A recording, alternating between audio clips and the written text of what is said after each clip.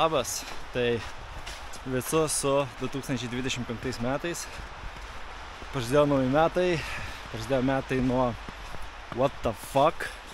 Ir iš tikro pastebėjau, kad tas what the fuck veikia realiai. Nes visų pirma tie lėktuvų kritimai per paskutinį mėnesį gal, jau meluot per porą ar per du. Man atrodo per vieną mėnesį paskutinį, kiek ten tų lėktuvų, 3 ar 4 nukrito. Wow, kosmosas.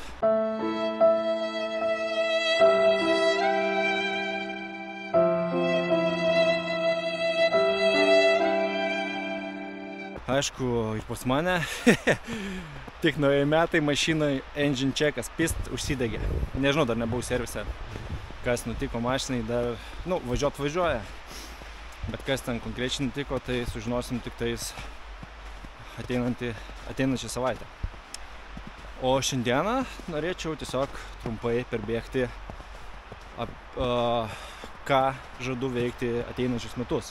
Bet prieš kalbant apie šių metų planus, aš dar norėčiau pašnekėti, ką aš nuveikiau per 2024-osius. Tai pirmiausia, aš tokią spintelę įsigijau. Čia ne tokia spintelė, bet toks kaip spintelė, jo turbūt pasidėjau ant stalo tiesiog, nes mano toj pagrindinė jau niekas nebetelpa.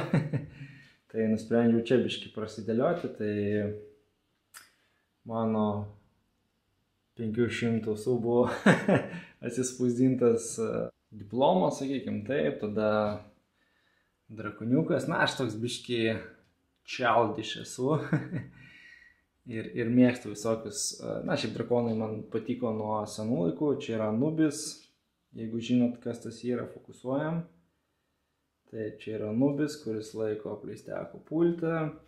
Čia mano visa įranga, toliau baterijos, drono pultas. Dabar turėtų fokusuoti greičiau biškį, pakeičiu nustatymus. Tai pultas, drono, baterijos ir panašiai. Čia mano toks kaip ir krovimo stotelę pasidariau. Čia nepanaudoti Windowsai, kuriuos turiu jau labai seniai. Mano tripodai bus čia vitaminai, sporto visokie reikaliukai, nes kol nevažinėjau dviračiu, tai biškį sportuoju. Iš principo tokia mini, aišku, ten mano visos tašės, šviestuvai mano ir panašiai. Čia niekas nepasikeitė, kai buvo viskas taip ir liko. Ir aišku, daugiausia turbūt, ką aš nuveikiau, tai atsispindi čia. Ukrainos rėmimas, tai čia buvo vienas rėmimas, čia buvo kitas rėmimas. Kaip matot, kalendorius jau visiškai pasibaigė. Mano mėnulis, kai mėlynasis mėnulis buvo, fotkinausi su šita kamera beros. Ar su sena, nebeatsimenu. Taip, kas čia? Teisės baigė galioti, kortelė viena baigė galioti, kortelė kita baigė galioti. F2 Formulė 2 čempionate dalyvavau, dariau reportažą ženkliukų kopiją, sakykim taip, tada mano YouTube partnerio, tai aš gavau galimybę pasiūlymą iš YouTube partneris būti, tai dabar kaip ir gaunu pinigus. Aišku, surinkus 1000 subscriberių, tada Irklis per Atlantą buvau parodoj. Aišku, ir filme buvau Irklis per Atlantą. Ką aš dar Covidą dariausi kažkokį tais. Iš principo, taip ir pabaigiau. Dar aišku, turiu 3 laikraščius, kurie apie mane rašė, bet šiuo metu čia turiu tik tais 2. Tai yra Laikinoji sostinė ir VMG Pulsas. Dar turi būti Šiaurės rytai Biržų laikraštis, bet aš jį palikau pas mamą, pamiršau pasiimti. Tai reikės dar tą pasiimti. Ten vėlgi pirmam puslapį buvau kaip ir Kauno Laikinoji sostiniai. Tai iš principo 3 laikraščiai, iš kurių 2 pirmosiuose puslapiuose apie mane rašė. Dalyvavau Labas vakaras Lietuva LNK laidoje tiesiogiai. Žodžiu, buvo, ką veikti, nuvažiavau 300 kg, ką ir planavau padaryti. Tai iš principo pasiekiau visus tikslus ir dar daugiau negu tikėjausi. Na, o dabar keliamės atgal į miškelį ir pašnekėsim apie šių metų planus. Tai vienas pirmesnių iššūkių, kuriuos noriu atlikti, tai yra iššūkis kojom.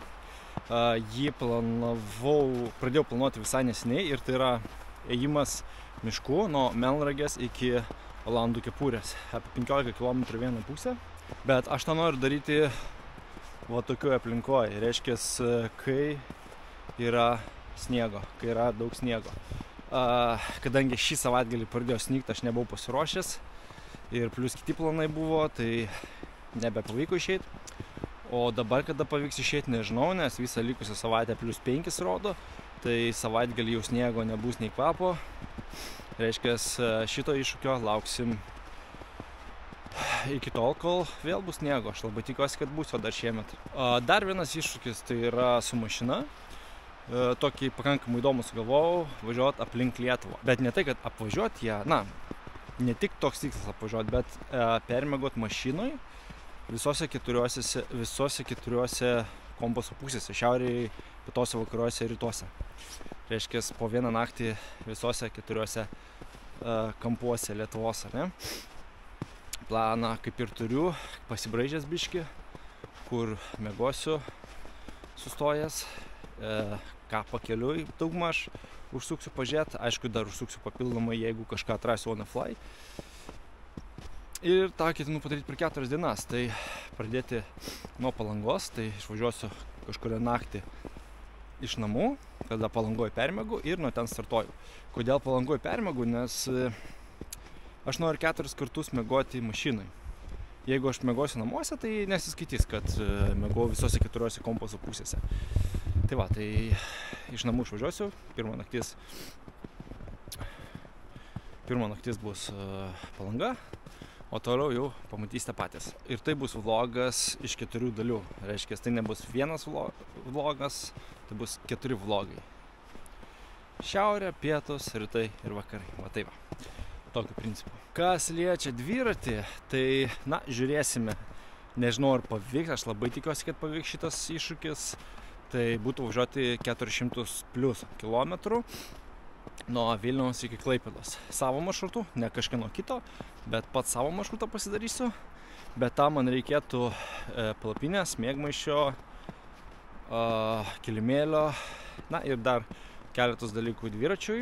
Aišku, visą tai kainuos, tai kadangi dabar mano mašina užsiaužiavo, nežinau, kiek kainuos ją tvarkyti, tai gali būti, kad šitas iššūkis biški nusikels dar vienus metus, bet jeigu ten kažkokia smulkmena su auto ir pakankamai nebrangiai kainuos taismas, tokiu atveju su dviračiu tikrai važiuosiu tos 400, plus dar tokie smulkesni važiavimai yra mintis apvažiuoti, na, kadangi aš esu apvažiavęs 3 didžiosius Lietuvos miestus, tai yra Klaipėdą, Kauną ir Vilnių, tai dar mintis yra apvažiuoti Alytų, Panevėžį ir Šiaulius, na, dar 3 iš didesnių miestų. Ar visus 3 apvažiuosiu šiais metais, dar nežinau, matysim. Na, bet planų tikrai yra ir nemažai. Na, žinoma, visi kiti paprasti vlogeliai, kurie bus, tiesiog kuriuos sugalvosiu bebręstant.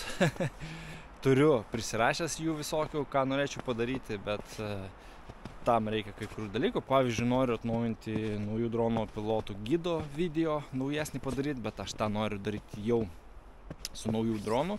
Labai tikiuosi, kad šią vasarą pavyks pasikeis droną į naujesnį. Dar nežinau kurį. Labai norėčiau galvoti apie Air 3S, bet mane biškai gąsdina jo dydis. Na, kelionėse tikrai nėra labai didelis pliusas tokį didelį droną tempti, kai mini telpa visur. Na, kas skraido dronais, supranta, apie ką aš kalbu. Na ir aišku svoris. Na, svoris ten nelabai daug įtakos turės, tie keli gramai, bet dydis tai turės, nes, sakykime, važiuojant dviračiu, turės dydis labai daug įtakos, bet svoris neturės. O einant su kuprinė į kažkokį žygį, jau ir dydis, ir svoris kliudis. Tai Na, žinau, dar laiko iki vasaros yra, pagalvosiu, kurį droną imti ir ar išvysim. Na, tai tokie kol kas planai. Aš dar biškelį pasivaikščiosiu po miškelį, pasidžiaugsiu sniegu, kuris to jau pat išnyks. Ir trauksim gyvendinti mūsų planų. Tai jeigu nori pamatyti mano visus iššūkius, kaip juos įvykdau arba neįvykdau, prenumeruok šį kanalą ir keliausime kartu. Ačiū, kad žiūrėjai. Iki.